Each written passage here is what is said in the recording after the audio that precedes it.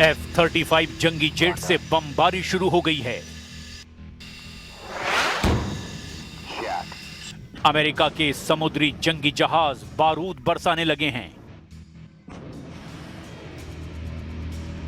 America ने एक नया वॉर जोन दहला दिया है।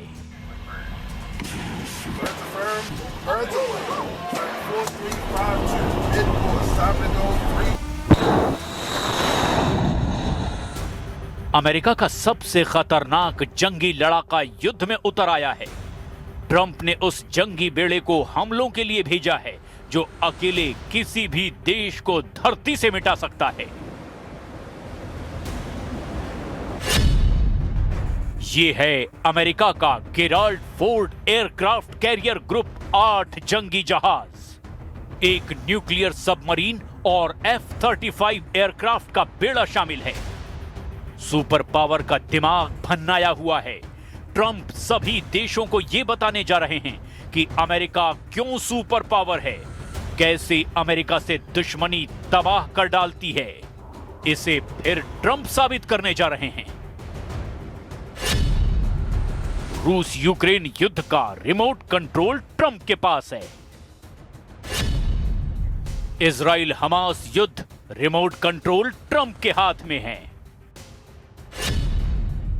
अमेरिका वेनेजुएला युद्ध रिमोट कंट्रोल ट्रंप के साथ है।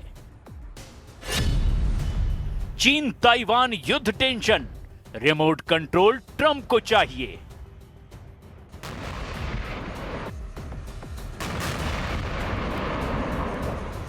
दुनिया में जहां युद्ध है वहां अमेरिका का दखल है। रूस यूक्रेन युद्ध भयानक दौर में है। इजराइल हमास युद्ध मध्यम पड़ चुका है।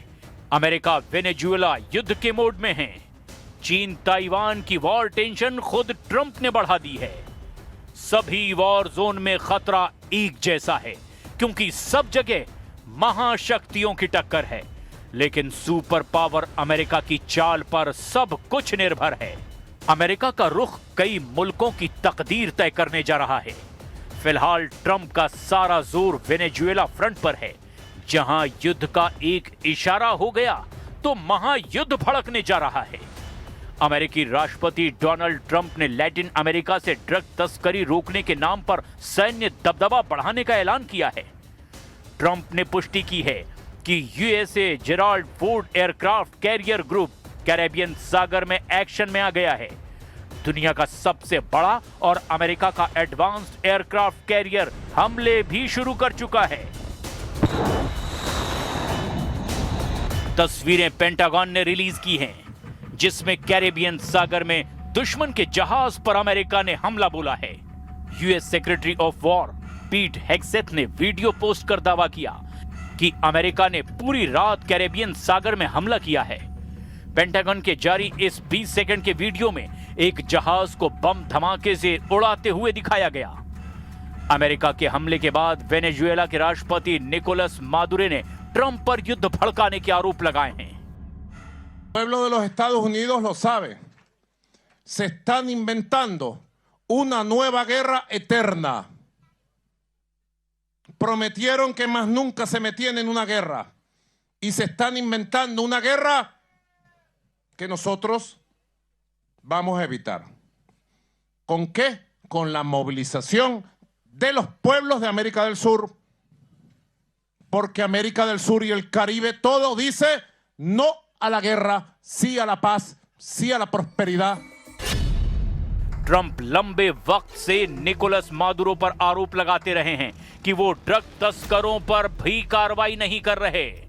ट्रंप का कहना है कि वेनेजुएला के ड्रग तस्कर अमेरिकी पीढ़ियों को नशे के जाल में फंसाकर बर्बाद करना चाहते हैं।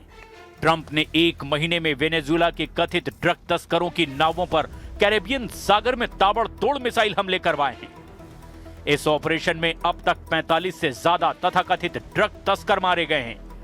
प्रेसिडेंट ट्रंप ने निकोलस मादुरो की गिरफ्तारी पर 5 करोड़ का इनाम तक रखा हुआ है। निकोलस को अमेरिका कितना बड़ा दुश्मन मानता है, ये उन पर रखे इनाम से ऐसे ही समझा जा सकता है कि सुपर पावर ने आतंकी आका ओसामा बिन लादेन के सिर पर रखे इनाम से 2 गुनी रकम मादुरो के लिए लगा रखी है।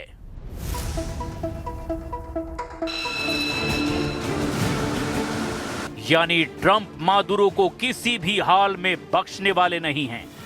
वेनेजुएला फ्रंट पर सुपर एक्टिव ट्रंप आसियान शिखर सम्मेलन में शामिल होने वाले मलेशिया पहुंचे हुए हैं। ट्रंप की एशिया महाद्वीप में मौजूदगी के बीच गाजा ने उनकी टेंशन और बढ़ा दी है, जहां ट्रंप हमास को किसी भी हैसियत में रखने को तैयार नहीं है। ट्रंप ने साफ कर दिया है कि गाजा सरकार और प्रशासन में हमास को कोई जगह नहीं दी जाएगी। यह ऐलान अमेरिकी विदेश मंत्री मार्क रूबियो ने इजराइल विजिट के दौरान किया, जबकि हमास लीडर पहले ही धमकी दे चुके हैं कि वो ना तो हथियार छोड़ेंगे और ना ही गाजा सरकार में अपनी हिस्सेदारी।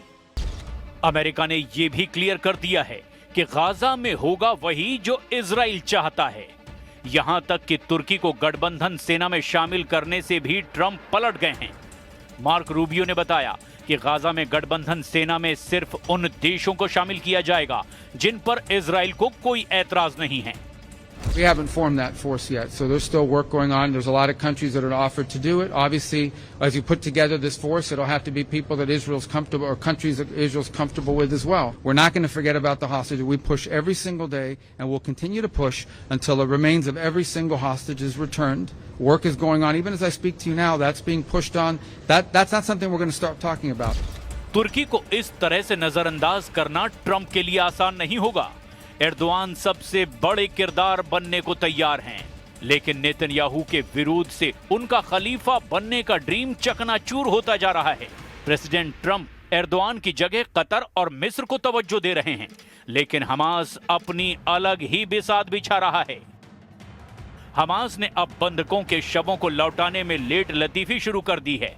हमास ने इजराइल के जिंदा 20 बंधकों को रिहा तो किया, लेकिन 28 बंधकों के शवों में से 13 के शव अब भी नहीं लौटाए हैं। इजराइल को शक है कि हमास ज्यादा से ज्यादा समय युद्ध की तैयारी में लगा रहा है। ट्रंप की पीस डील की ज्यादातर जरूरी बातों पर हमास अमल करने को तैयार नहीं है। जैसे मुर्दा बंधकों के शव लौटाने में हो रही देरी को हमास ने गाजा के खंडहर में तलाशी अभियान का बहाना बना रखा है। हमास मिलिट्री ने हथियार छोड़ने की जगह नई हथियारों का प्रोडक्शन बढ़ा दिया है। युद्ध समझौते के बाद हमास में लड़ाकों की भर्ती और तेज कर दी गई है। हमास ने अपने सुरंग नेटवर्क को फिर से एक्टिव करके हथियारों का वहां गोदाम बनाना शुरू कर दिया है। हमास के बारूदी कारखाने में गोला बारूद, रॉकेट, बम, आईडी सुरंग नेटवर्क में तेजी से पहुंचाए जा रहे हैं। हमास का तर्क है कि जब तक इजराइल अपने एटमी हथियारों को नहीं छोड़ता, वो हथियार नहीं छोड़ेगा। हमास ने ईरान के एटमी प्रोग्राम की वकालत की है। Israelis hand over the nuclear weapons inside the Zionist entity. Why is Iran being asked to hand over the nuclear weapon or the destruction of the nuclear weapon, and Israel, the Zionist entity, is not being asked to destroy the nuclear weapons it possesses? Hamas की इसी जिद ने Israel को युद्ध समझौते के बाद भी हमलों का लाइसेंस दे रखा है। शनिवार 25 अक्टूबर को सेंट्रल गाजा पट्टी में इजरायली आर्मी की गोलियों की तड़तड़ाहट सुनाई दी है। इजरायली मिलिट्री ने दक्षिणी गाजा पट्टी में खान यूनिस के दक्षिण पूर्व में रिहायशी इमारतों पर बमबारी भी की। इजरायली आर्टिलरी से देर अल बला के पूर्वी इलाकों में भी गोलाबारी की खबरें हैं। ये हमले तब हो रहे हैं जब अमेरिका ने गाजा में ड्रोन से सर्विलांस करने की जानकारी दी है। अमेरिका ने गाजा पट्टी पर सर्विलांस ड्रोन तैनात कर रखे हैं, जिससे ये पक्का किया जा सके कि इजराइल और हमास सीज फायर का पालन कर रहे हैं या नहीं। अमेरिका की निगरानी के बावजूद इजराइल हमास युद्ध को भड़काने के मौके तलाश रहे हैं। इसकी वजह वेस्ट बैंक पर नेतन्याहू का स्टैंड है। इजराइल वेस्ट बैंक पर टोटल कंट्रोल का कदम उठा चुका है, जिसका भारी विरोध हुआ। मुस्लिम देशों के संगठनों ने साझा बयान जारी करके नेतन्याहू को धमकी दी है। तुर्की भी ये चाहता है कि वेस्ट बैंक में इजराइल गलत कदम उठाए, जिससे उसे हमले का मौका मिले। जबकि ट्रंप खाड़ी की जगह अब अपना पूरा फोकस चीन के खिलाफ कर चुके हैं। एशिया महाद्वीप में ट्रंप की दमदार एंट्री से अब चीन ताइवान टेंशन और हाई हो गई है।